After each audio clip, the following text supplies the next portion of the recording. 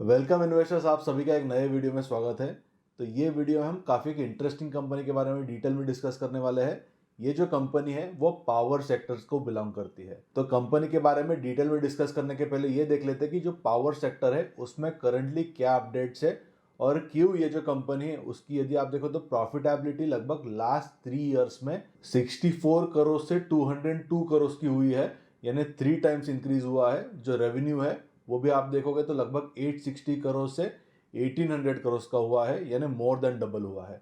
तो इसके क्या क्या रीजंस है वो हम पहले देख लेते हैं and then will discuss about this company. तो यदि आप देखोगे तो जो पावर सेक्टर में इंडिया में इन्वेस्टमेंट्स का प्लान है फ्रॉम 2023 टू 2032 वो लगभग 9.15 लाख करोड़ का है। इसमें यदि आप देखो तो जो लीडिंग कंपनी है जैसे पावर ग्रिड कॉर्पोरेशन, उसका 2026 का जो कैपेक्स का प्लान था वो इनिशियली लगभग 28,000 करोड़ का था, जो उन्होंने रिवाइज करके 35,000 करोड़ का किया। एंड यदि आप देखोगे तो 2027 एंड 28 में collectively they are planning to invest about 82,000 crore in power sector. इसके अलावा पावर ग्रिड कॉर्पोरेशन का जो लॉन्ग टर्म का प्लान है 2032 तक का, उसमें they are planning the investments up to 3 lakh crore. इसके अलावा इंडिया का जो टारगेट है 2030 तक का फॉर द रिन्यूएबल एनर्जी वो लगभग 500 गीगावाट्स का है। एंड इसके रिलेटेड आगे जाके हम कुछ नंबर्स के बारे में डिस्कस करेंगे कि करंटली कितना कैपेसिटी इंस्टॉल्ड है एंड कौन कौन से यहाँ पे सोर्सेज से वो कैपेसिटी आ रहा है, थर्मल से कितना आ रहा है, हाइड्रो से कितना आ रहा है। ये सब के बारे में हम ये वीडियो में आगे जाके डिटेल में डिस्कस करेंगे।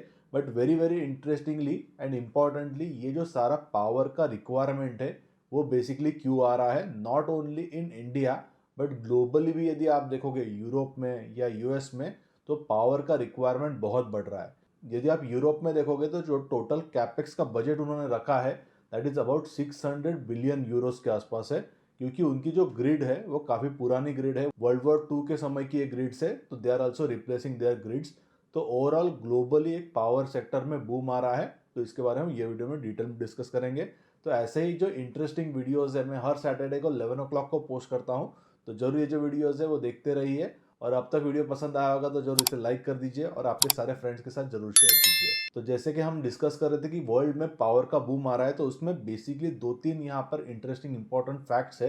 जैसे कि जो एआई का कंजम्पशन है वो रैपिडली इंक्रीज हो रहा है। और यदि आप सिंपल कंपैरिजन देखोगे तो जो गूगल में सर्च करने के लिए पावर का कंजम्पशन होता है वो सिर्फ 0.3 वॉट्स होता है। इसके कंपैरिजन में यदि आप एआई में सर्च करते हो तो वो लगभग 9 टाइम्स से इंक्रीज होके 2.7 वैट्स के आसपास यहाँ पर कंजम्पशन हो रहा है। और एआई के कंजम्पशन का इंक्रीज होने की वजह से जो पावर का कंजम्पशन है वो बहुत यहाँ पर इंक्रीज हुआ है, जैसे कि हमने ये कंपैरिजन में देखा। और ये जो सारा डेटा है वो डेटा सेंटर्स में यहाँ पर स्टोर होता है, प्रोसेस होता है, और डेटा सेंटर्स को चलाने के लिए पावर लगता है। इसीलिए यदि आप देखोगे तो जो ग्लोबल जायंट्स है जो एआई में इन्वेस्ट कर रहे हैं वो काफ़ी बड़े बड़े डेटा सेंटर्स में इन्वेस्ट कर रहे हैं, जैसे कि माइक्रोसॉफ्ट हो गया, गूगल हो गया, मेटा हो गया। जो बड़ी कंपनीज है they are investing billions of dollars in this data centres. And this data centres are actually run by the power. वो इलेक्ट्रिसिटी भी हो सकता है या गैस टर्बाइंस भी हो सकता है। गैस टर्बाइन से रिलेटेड और एक कंपनी है टीडी पावर, इसके रिलेटेड मैंने एक डिटेल वीडियो ऑलरेडी क्रिएट किया है जो आप देख सकते हो। बट ये वीडियो में हम जो कंपनी के बारे में डिटेल में डिस्कस करने वाले हैं, इनका जो बिजनेस है वो इंडिया सेंट्रिक है। और जैसे कि मैंने आपको पहले बताया, जो रिन्यूएबल पावर का टारगेट 2030 तक का है वो लगभग 500 गीगावाट्स का है। उसमें यदि आप करंटली देखोगे तो 283 गीगावाट्स की रिन्यूएबल की कैपेसिटी ऑलरेडी इंडिया ने अचीव की है। और एडिशनल जो पेंडिंग कैपेसिटी है 2030 तक की वो 220 गीगावाट्स के आसपास है। तो ये जो 283 गीगावाट्स की कैपेसिटी हमने अब तक अचीव की है उसका यदि आप ब्रेकडाउन देखोगे तो 150 गीगावाट जो है वो सोलार से आ रहा है, लगभग 56 गीगावाट जो है वो विंड एनर्जी से आ रहा है, 12 गीगावाट्स की कैपेसिटी बायो एनर्जी से है, एंड लगभग 5 गीगावाट्स की कैपेसिटी जो है वो स्मॉल हाइड्रो पावर प्लांट से है, एंड 51 गीगावाट्स की कैपेसिटी लार्ज हाइड्रो प्रोजेक्ट से है, एंड रिमेनिंग जो लगभग 8 to 9 गीगावाट्स की कैपेसिटी जो है वो न्यूक्लियर से है। यदि आप इंडिया को कंपेयर करेंगे globally then India is a third largest country for the renewable capacity. इसमें फर्स्ट नंबर पे यदि आप देखो तो चाइना आता है, उनके पास 2258 गीगावाट्स की इंस्टॉल कैपेसिटी है for renewable energy. Second number पे यूएस है जिनके पास लगभग 467 गीगावाट्स की कैपेसिटी है, and third is India and we have 250 to 280 gigawatts of renewable energy capacity which is installed. तो ये वीडियो में हम जो कंपनी के बारे में डिटेल में डिस्कस करने वाले हैं, जैसे कि मैंने आपको बताया कि उनकी जो प्रॉफिटेबिलिटी है वो 64 करोड़ से लगभग 200 करोड़ तक पहुंच गई है। उनके जो रेवेन्यूज 2024 में 860 करोड़ के थे वो इंक्रीज होकर यदि आप देखो करंटली तो लगभग 1800 करोड़ से भी ज़्यादा हो गए हैं। ये एक डेट फ्री कंपनी है। उन्होंने उनके जो एबिटा मार्जिन है वो भी लगभग 200 बेसिस पॉइंट से इंक्रीज किए हैं। इनके पास यदि आप टोटल इंस्टॉल कैपेसिटी देखोगे, ये बेसिकली एक ट्रांसफार्मर सेक्टर की कंपनी है, तो उनके पास इंस्टॉल कैपेसिटी लगभग 63,000 MVA इतनी है। MVA ये यूनिट से कैपेसिटी जो है वो बेसिकली मेजर किया जाता है। एंड उनके पास एक सिंगल लोकेशन पे लगभग 30,000 MVA की कैपेसिटी अवेलेबल है। एंड वडोदरा ये जो सिटी है इट्स बेसिकली ट्रांसफार्मर हब। यदि आप वडोदरा से वेस्ट होगे तो जरूर आप मुझे नीचे कमेंट में लिखिए। एंड वडोदरा ये जो सिटी है this is not the largest transformer city in India, but actually globally सबसे ज़्यादा जो ट्रांसफार्मर्स मैन्युफैक्चरर प्लेयर्स है वो यहाँ पे बड़ौदा से है। इसके अलावा ये जो company they are also entering into 400 kV का जो सेगमेंट है which is extra high voltage का सेगमेंट, जहाँ पर मार्जिन भी बेटर होते हैं, तो यहाँ पर वो एंटर कर रहे हैं। और करंटली यदि आप देखो तो जो रॉ मटेरियल हो गया या जो ट्रांसफार्मर ऑयल्स की प्राइजेस है because of supply chain issues वो लगभग लास्ट 1 ईयर में मोर देन 100% इंक्रीज हुई है। और इसीलिए उन्होंने थोड़ा शिफ्ट किया था towards Castrol oil. But very importantly ये केस में उनके मार्जिन कम नहीं हुए हैं, मार्जिन ये कंपनी के इंक्रीज हुए हैं। इसके कंपैरिजन में यदि आप ट्रांसफार्मर्स एंड रेक्टिफायर्स के देखोगे तो मार्जिन इतने इंक्रीज नहीं हुए हैं। सिल्चर के तो मार्जिन काफी यहाँ पर गिर गए हैं। बट ये ऐसी कंपनी है जिसके एक्चुअल में मार्जिन में एक्सपेंशन हुआ है। तो जो कंपनी के बारे में हम ये वीडियो में डिटेल में डिस्कस करेंगे इसका नाम है अटलांटा इलेक्ट्रिकल्स। तो ये वीडियो में हम ये कंपनी का कंप्लीट ब्रेकडाउन करेंगे, तो जरूर ये जो वीडियो है वो कंप्लीट देखिए। तो पहले हम शुरुआत करेंगे कि ट्रांसफार्मर्स के क्या क्या अलग अलग रेटिंग्स होते हैं या रेंजेस होते हैं, और ये जो अटलांटा इलेक्ट्रिकल्स है इसका प्रेजेंस कहाँ कहाँ पर है या कौन से रेंजेस में वो करंटली यहाँ पर ऑपरेट कर रहे हैं, टोटल उनके कौन कौन से मैन्युफैक्चरिंग यूनिट्स है, कितनी कैपेसिटी है, एंड आगे जाके they are entering into 400 kV उसका भी अपडेट लेंगे। इसके बाद में हम टोटल कैपेसिटी देखेंगे उनकी मैन्युफैक्चरिंग की क्या है, आगे जाके उन्होंने क्या प्लान्स किए हैं और ग्रोथ की यहाँ पर क्या पॉसिबिलिटी है फॉर नेक्स्ट 2 to 3 ईयर्स। तो यदि आप देखो तो ये जो कंपनी है उसके लगभग 72% के जो रेवेन्यूज है वो लगभग पावर ट्रांसफार्मर्स के सेल्स से आते हैं।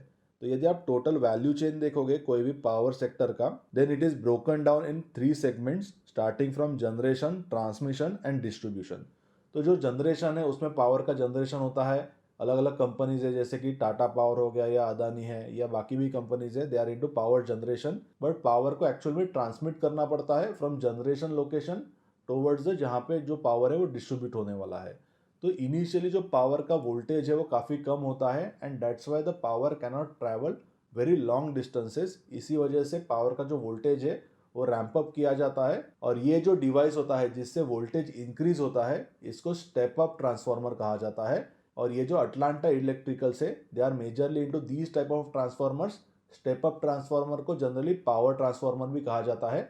इसके बाद में जो इलेक्ट्रिसिटी है इसका ट्रांसमिशन होता है विद द वायर्स, एंड बाद में जो इलेक्ट्रिसिटी है वो रिसीव होने के बाद अगेन इसको स्टेप डाउन किया जाता है, यानी हाइयर वोल्टेज से लोअर वोल्टेज में कन्वर्ट किया जाता है।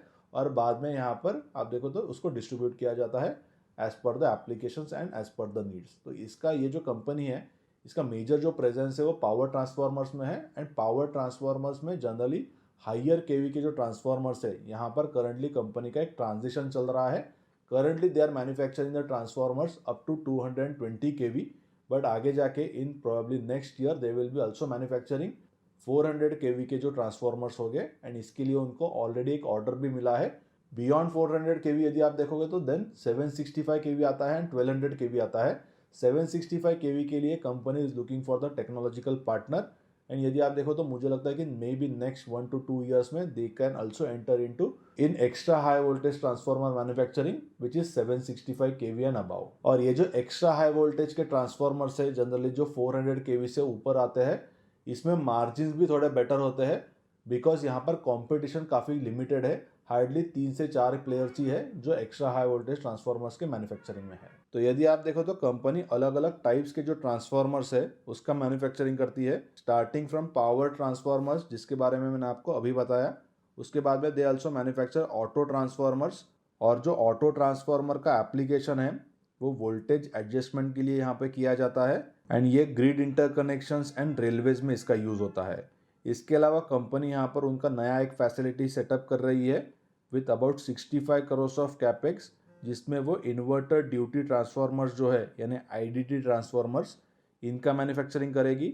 ये जो आईडीटी ट्रांसफार्मर्स है इसका मेजरली जो यूज़ है वो सोलर और विंड रिलेटेड जो पावर जनरेशन होता है ये स्पेसिफिक एप्लीकेशंस के लिए होता है, क्योंकि बिकॉज इनकमिंग जो पावर है वो फ्लक्चुएटिंग नेचर का होता है। बिकॉज जो सोलर हो गया या विंड हो गया वहाँ पर कंसिस्टेंट पावर जनरेशन नहीं होता है, वो इंटरमिटेंट होता है। इसके बाद में they are also in manufacturing of the furnace transformers. यहाँ पर बेसिकली जो यूसेज है that is into the steel manufacturing companies for powering electric arc and induction furnaces. Then they are also into other products like generator transformers and special duty transformers. Company के जो products है उसके बारे में detail में discuss करने के बाद लेट्स अंडरस्टैंड अबाउट कंपनी के पास कौन कौन सी मैन्युफैक्चरिंग फैसिलिटीज है एंड टोटल उसकी कैपेसिटी कितना है along with the capacity utilisation. तो यदि आप देखो तो कंपनी के पास टोटल 5 मैन्युफैक्चरिंग फैसिलिटीज है।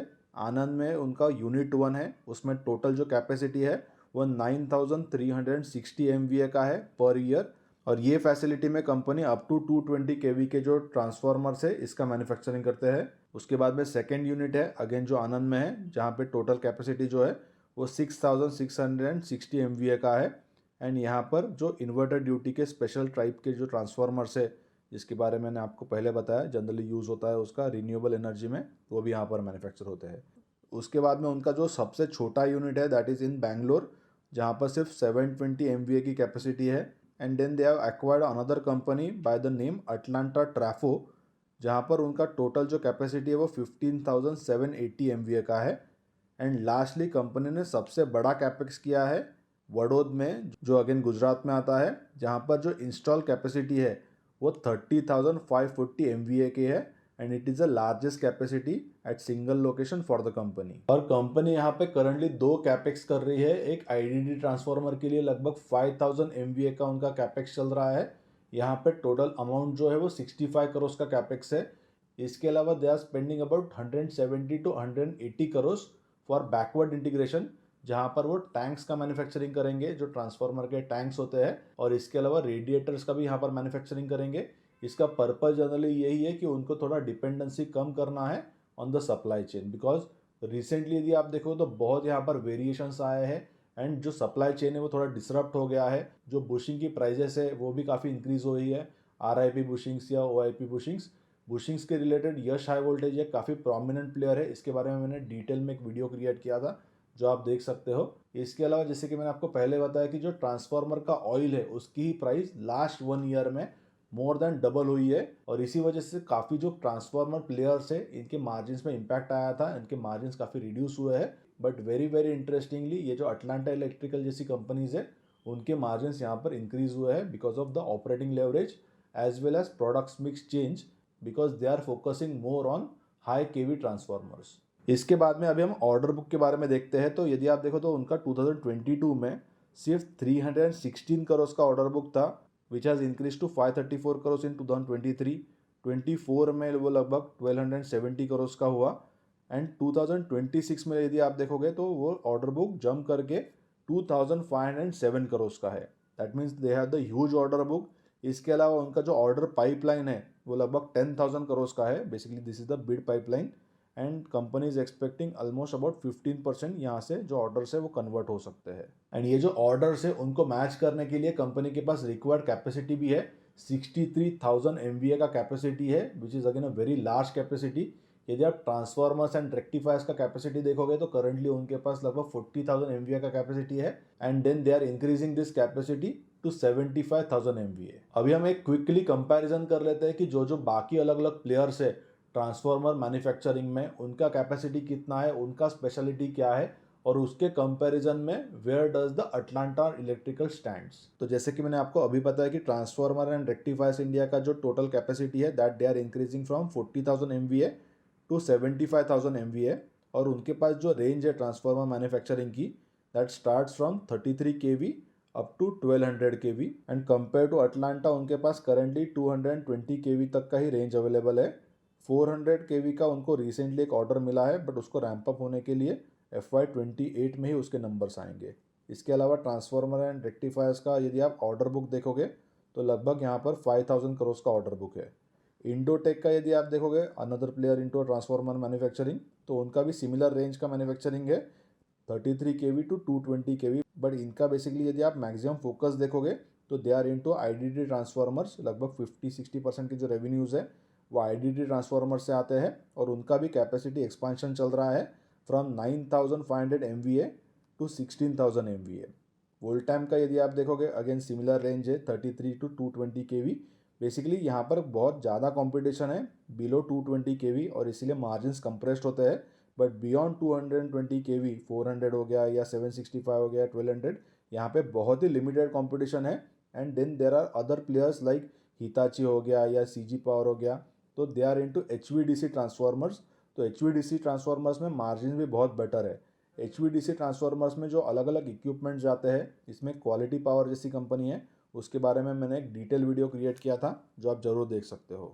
सिल्चर के केस में यदि आप देखोगे, अगेन सिल्चर का मेजॉरिटी ऑफ जो रेवेन्यूज़ है, लगभग 43% ऑफ द जो रेवेन्यूज़ है वो एक्सपोर्ट से आता है। And they are into manufacturing of again IDD transformers. But very interestingly Silchar के जो मार्जिन है वो 30% के एबिटा के मार्जिन से। Q4 में उनके जो मार्जिन है उसमें इम्पैक्ट आया था, बिकॉज जो करंटली वॉर के टेंशन चल रहे हैं उसके वजह से रॉ मटेरियल में यहाँ पर काफ़ी इंक्रीज हो गया था। And then they couldn't actually ship the required quantity. लगभग उनके जो रेवेन्यूज़ है उसमें 50-60 करोड़ का यहाँ पर इम्पैक्ट आया था।